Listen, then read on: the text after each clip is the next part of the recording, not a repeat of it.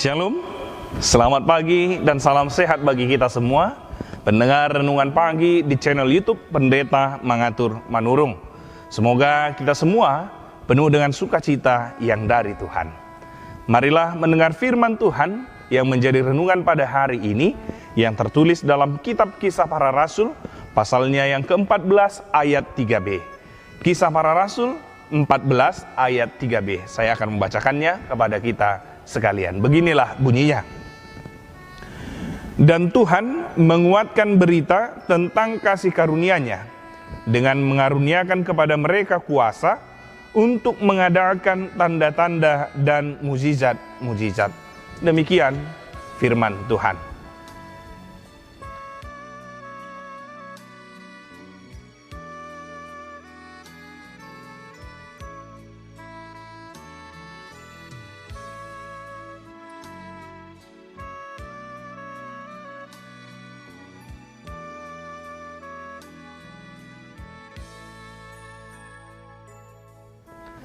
Bapak Ibu, saudara-saudari yang terkasih, selama hidup di dunia, kita tidak akan lepas dari masalah yang bentuknya bisa beraneka rupa. Misalnya, penyakit, kegagalan, bahkan perlakuan buruk orang lain terhadap diri kita. Ya, jalan hidup tidak selalu lurus dan mulus. Ada saat beban hidup serasa sangat berat. Kesulitan dan persoalan seakan-akan tiada henti melanda kehidupan kita. Dalam keadaan seperti ini, kerap sekali kita menjadi bimbang. Langkah kita limbung, iman kita pun goyah. Terus kita juga akan bertanya-tanya, mengapa semua ini terjadi menimpa kita? Mengapa Tuhan membiarkan kita mengalami kesulitan pergumulan ini? Tapi bukanlah demikian respon dari Paulus dan Barnabas ketika menghadapi kesulitan, ancaman, dan bahkan siksaan ketika mereka memberitakan Injil kepada orang-orang Yahudi. Mereka tetap tekun dan setia kepada Tuhan dalam pemberitaan Injil tersebut. Kesulitan, ancaman, bahkan siksaan itu tidak menggoyahkan iman mereka dalam memberitakan Injil tersebut, karena mereka percaya akan Tuhan yang telah memberikan kesempatan dan kepercayaan kepada mereka dalam pemberitaan Injil tersebut. Mereka meyakini bahwa Tuhan beserta dan bersama dengan mereka, sehingga itu memampukan mereka dalam pemberitaan Injil tersebut. Mereka meyakini bahwa Tuhan akan bersama dengan mereka yang setia kepadanya. Setia di dalam Kamus Besar Bahasa Indonesia memiliki arti berpegang teguh ataupun teguh hati. Misalnya, kita punya suatu prinsip atau janji, lalu kita tetap teguh dengan prinsip dan janji kita itu, apapun resiko dan tantangannya, serta berapapun harganya yang harus kita bayar. Inilah yang ditunjukkan oleh Paulus dan Barnabas, sehingga Tuhan menguatkan pemberitaan Injil yang mereka lakukan dengan mengaruniakan kepada mereka kuasa untuk mengadakan tanda-tanda dan mukjizat-mukjizat. Dan lewat firman ini, lewat firman Tuhan pada hari ini, kita mau diajarkan bahwa ciri orang yang beriman itu tampak dari kesetiaannya kepada Tuhan, meskipun banyak hal yang terjadi. Mengapa? Karena iman tidak bisa dilepaskan dari kesetiaan. Tanpa kesetiaan, iman akan menjadi seperti layangan yang putus, yakni mudah terombang-ambing rupa-rupa angin godaan dan mudah larut terbawa arus tantangan. Orang beriman digambarkan seperti orang-orang yang sedang mengadakan perjalanan jauh untuk mencapai sebuah tujuan. Ada banyak tawaran, ada banyak tantangan, bahkan begitu banyak godaan untuk berbelok dari tujuan semula. Tanpa kesetiaan, maka iman kita mudah goyah. Hanya saja, kesetiaan itu tidak datang begitu saja. Ia harus diupayakan, ditumbuhkan, dan dikembangkan.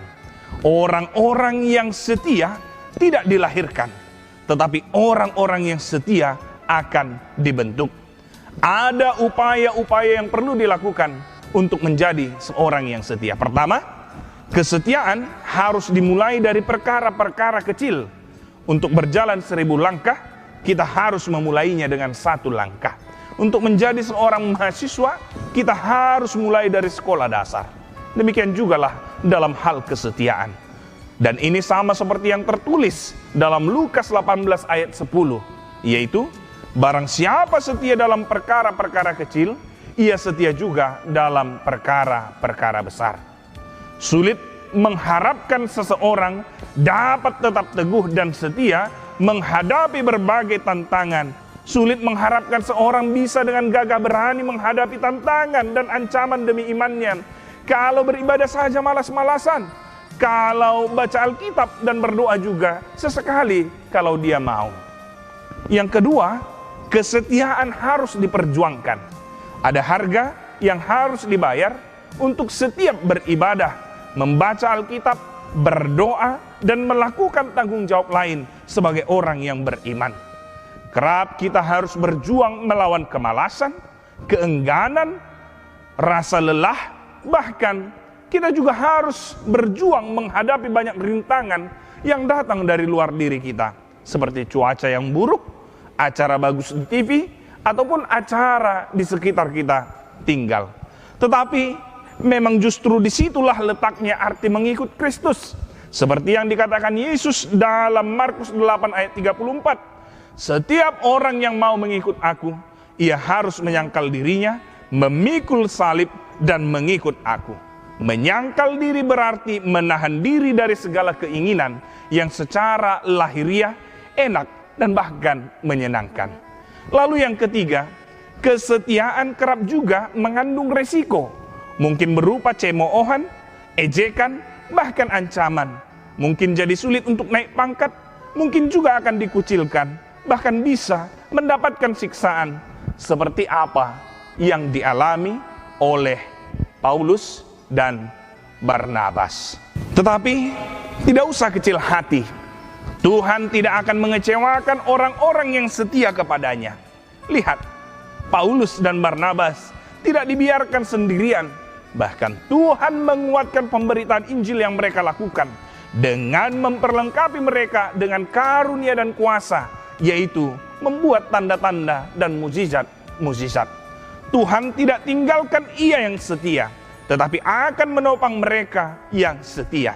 Pemazmur menulis dalam Mazmur 37 ayat 23, yaitu Tuhan menetapkan langkah-langkah orang yang hidupnya berkenan kepadanya. Apabila ia jatuh, tak sampai tergeletak, sebab Tuhan menopang tangannya. Bapak, Ibu, saudara-saudari, orang yang hidupnya berkenan kepada Tuhan bukan berarti tidak bisa jatuh atau mengalami kesulitan. Bisa saja selama hidup di dunia, siapapun tidak lepas dari kesulitan, ancaman, bahkan siksaan. Tetapi ingatlah, sejatuh-jatuhnya orang yang hidupnya berkenan kepada Tuhan, mereka tidak akan tergeletak. Sebab Tuhan yang akan menopang, sebab Tuhan yang akan menguatkan, dan sebab Tuhan yang akan menyertai mereka. Maka, marilah kita belajar untuk beriman dengan setia. Kita bisa memulainya dari hal-hal sederhana dalam kehidupan kita sehari-hari. Betul bahwa itu tidak mudah. Betul bahwa itu ada resikonya. Tapi jangan sampai kenyataan itu membuat langkah kita surut untuk tetap setia di dalam iman kepada Tuhan. Kesetiaan adalah proses menjadi, bukan sesuatu yang sudah jadi. Karena itu, perlu kita perjuangkan terus-menerus. Dan yakinlah, dalam proses itu, Tuhan tidak akan biarkan kita, Dia akan menguatkan kita. Ingat, Tuhan bersama dengan ia yang setia. Selamat beraktivitas dan berkarya sepanjang hari ini. Tuhan memberkati. Amin, kita berdoa. Terima kasih buat firman-Mu yang mengingatkan kami agar tetap menjadi pribadi yang setia di dalam iman kepada-Mu ya Tuhan, meskipun begitu banyak tantangan dan persoalan yang kami hadapi di dalam perjalanan kehidupan kami. Seperti Paulus dan Barnabas di dalam tugas dan tanggung jawab memberitakan Injil, mereka mendapatkan ancaman, bahkan siksaan, tetapi mereka tetap teguh di dalam mengimani Engkau, dan Tuhan tidak pernah membiarkan mereka. Dan ini jugalah yang kami yakini, ketika kami mau tetap setia kepada Tuhan, Tuhan berkenan untuk menguatkan, Tuhan berkenan untuk menopang, Tuhan berkenan untuk memampukan kami melewatinya. Biarlah Roh-Mu yang kudus ya Tuhan, menjadikan kami pribadi yang tetap setia kepada Tuhan, dan kami dimampukan untuk melewati hari-hari ini. Dalam Kristus Yesus kami berdoa dan bersyukur. Amin.